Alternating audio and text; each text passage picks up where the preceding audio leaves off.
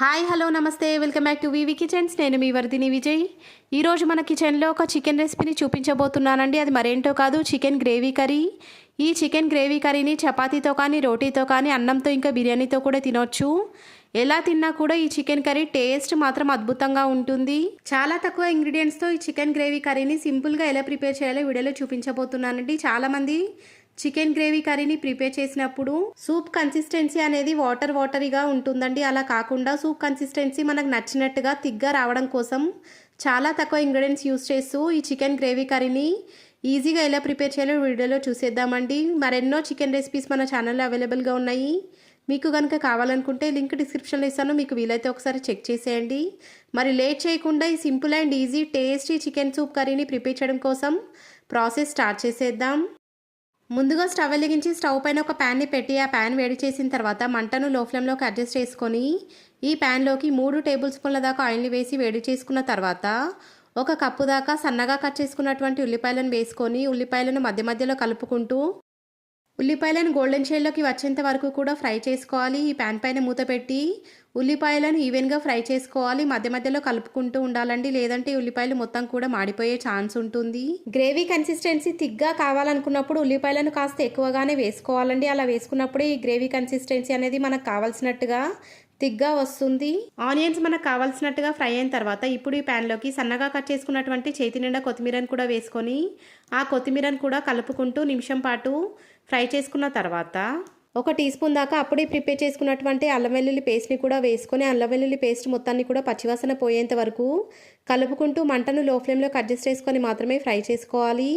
ఇలా non veg రెసిపీస్ని prepare చేసేటప్పుడు అల్లం వెల్లుల్లి పేస్ట్ని ఫ్రెష్గా ప్రిపేర్ చేసుకొని వేసుకోవడం వల్ల non veg recipes taste and texture అనేవి చాలా బాగుంటాయండి. అల్లం వెల్లుల్లి పేస్ట్ మొత్తం కూడా ఫ్రై అయిపోయిన తర్వాత పసుపును కూడా వేసుకొని పసుపు మొత్తాన్ని కూడా ఈ ఆనియన్స్తో పాటు కలిసేలాగా కలుపుకున్న తర్వాత 1 కేజీ దాకా చికెన్ని తీసుకొని దాన్ని వాటర్తో బాగా వాష్ చేసుకొని ఆ వాష్ చేసుకున్నటువంటి చికెన్ పీసెస్ మొత్తాన్ని కూడా ఈ ప్యాన్లోకి వేసుకొని ఆనియన్స్తో పాటు కలిసేలాగా ఒకసారి అడుగు నుంచి కలుపుకోవాలి. ఉల్లిపాయలు చికెన్ రెండు కూడా కలిసిపోయిన తర్వాత ఇప్పుడు ఈ ప్యాన్లోకి రుచికి తగినంత ఉప్పు మొత్తాన్ని కూడా వేసేసుకొని ఉప్పుని కూడా ఈ చికెన్తో పాటు కలిసేలాగా అడుగు నుంచి కలుపుకున్న తర్వాత ఈ ప్యాన్ పైన మూత పెట్టుకొని మంటను లో టు మీడియం ఫ్లేమ్లోకి అడ్జస్ట్ చేసుకొని మధ్య మధ్యలో కలుపుకుంటూ ఈ చికెన్ మొత్తాన్ని కూడా ఆయిల్లో బాగా ఫ్రై చేసుకోవాలి. మీరు వీడియోని కనుక కరెక్ట్గా అబ్జర్వ్ చేశారంటే ఈ చికెన్ నుంచి వాటర్ ఊరడం స్టార్ట్ అవుతుందండి. ఇలా వచ్చినటువంటి వాటర్ మొత్తం కూడా డ్రై అయిపోయి ఆయిల్ పైకి తేలేంత వరకు కూడా మంటను లో టు మీడియం ఫ్లేమ్లోకి అడ్జస్ట్ చేసుకొని మధ్య మధ్యలో కలుపుకుంటూ ఈ చికెన్ని ఆయిల్లో బాగా ఉడికించుకోవాలి.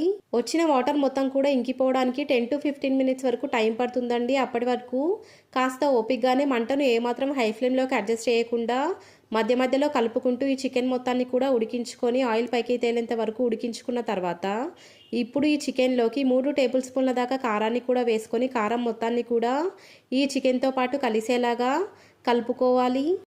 కారం మొత్తం కూడా చికెన్తో పాటు కలిసిపోయిన తర్వాత మరొక 2 నుంచి 3 నిమిషాల పాటు ఈ చికెన్ని మంటను లో ఫ్లేమ్లోకి అడ్జస్ట్ చేసుకొని మాత్రమే ఆయిల్లో ఫ్రై అవ్వనివ్వాలి. 3 నిమిషాల తర్వాత ఇప్పుడు ఈ చికెన్లోకి 1/2 టీ స్పూన్ వరకు వివి కిచెన్ స్పెషల్ గరం మసాలాని వేసుకోవాలి. ఈ వివి కిచెన్ స్పెషల్ గరం మసాలాని యూస్ చేస్తూ ఎన్నో రకాల నాన్ వెజ్ రెసిపీస్ని చాలా సింపుల్ అండ్ ఈజీగా చాలా తక్కువ టైంలో ప్రిపేర్ చేసుకోవచ్చండి. ఈ ఒక్క మసాలా మనకి రెడీగా ఉందంటే చాలు, చాలా తక్కువ టైంలో కర్రీస్ని ప్రిపేర్ చేసుకోవచ్చు. అన్ని రకాల నాన్ వెజ్ రెసిపీస్తో పాటు చికెన్, మటన్ ఇంకా ఎగ్ బిర్యానీని కూడా ఈజీగా ప్రిపేర్ చేసుకోవచ్చు. ఈ మసాలాని యూస్ చేస్తూ చేసే ఏ నాన్ వెజ్ రెసిపీ అయినా కూడా తొందరగా కంప్లీట్ అవ్వడమే కాదండి, టేస్ట్ అండ్ టెక్స్చర్ కూడా చాలా బాగా ఉంటాయి. ఒకసారి కనుక మీరు ఈ మసాలాను యూస్ చేసి వంట చేశారంటే ఆ మ్యాజిక్ ఏంటో మీకే అర్థమవుతుంది. మనం వేసుకున్నటువంటి మసాలా మొత్తం కూడా ఈ చికెన్తో పాటు కలిసేలాగా కలుపుకున్న తర్వాత ఈ ప్యాన్ పైన మూత పెట్టి మరొక 5 to 10 మినిట్స్ పాటు ఈ చికెన్ మొత్తాన్ని కూడా ఆయిల్లో బాగా ఉడికించుకోవాలి. వీడియోని కనుక మీరు అబ్జర్వ్ చేశారంటే చికెన్ కలర్ ఎంత బాగా మారిందో మీకే అర్థమవుతుందండి. ఈ చికెన్ని కుక్ చేస్తున్నప్పుడు ఇల్లు మొత్తం కూడా ఈ చికెన్ అరోమాతో నిండిపోతుంది. ఇప్పుడు ఈ చికెన్లోకి 1 గ్లాస్ దాకా వాటర్ని వేసుకొని ఆ వాటర్ మొత్తం కూడా చికెన్తో పాటు కలిసేలాగా కలుపుకున్న తర్వాత ఈ ప్యాన్ పైన మూత పెట్టి మంటను హై ఫ్లేమ్లోకి అడ్జస్ట్ చేసుకొని మరొక 5 మినిట్స్ పాటు ఈ చికెన్ని ఉడికించామంటే మనకు కావాల్సినట్టుగా చికెన్ బాగా ఉడికిపోతుందండి. ఈ చికెన్ని మరీ ఎక్కువసేపు ఉడికించాల్సిన అవసరం లేదు, ఎందుకంటే మనం ఇప్పటి వరకు ఆయిల్లో ఫ్రై చేసిన టైంలో ఈ చికెన్ 80% వరకు కుక్ అయిపోతుందండి. అందుకే కేవలం 5 మినిట్స్ కనుక ఉడికించినట్లయితే ఈ చికెన్ అనేది మనకు కావాల్సినట్టుగా గ్రేవీ లాగా ప్రిపేర్ అయిపోతుంది. 5 మినిట్స్ తర్వాత ఈ ప్యాన్ పై నుండి మూత తీసి చికెన్ మొత్తాన్ని కూడా ఒకసారి అడుగు నుంచి కలుపుకున్న తర్వాత గ్రేవీ కన్సిస్టెన్సీని చెక్ చేసినట్లయితే వీడియోలో చూపించినట్టుగా ఈ గ్రేవీ కన్సిస్టెన్సీ ఉన్నప్పుడే స్టవ్ ఆఫ్ చేసేసుకోవాలండి. లేదంటే చల్లారిన తర్వాత ఈ చికెన్ గ్రేవీ మరింత దగ్గరగా అయ్యే ఛాన్స్ ఉంటుంది. అందుకే వీడియోలో చూపించిన టెక్స్చర్లో ఉన్నప్పుడే స్టవ్ ఆఫ్ చేసేసుకొని ఈ ప్రిపేర్ అయినటువంటి చికెన్ కర్రీని ఒక సర్వింగ్ బౌల్లోకి ట్రాన్స్ఫర్ చేసుకొని మీకు నచ్చినట్టుగా తినేయొచ్చండి. ఈ వీడియో చూసి బ్యాచిలర్స్ ఇంకా ఫస్ట్ టైం ప్రిపేర్ చేసే వాళ్ళు కూడా చాలా పర్ఫెక్ట్ అండ్ ఈజీగా ప్రిపేర్ చేసుకోవచ్చు.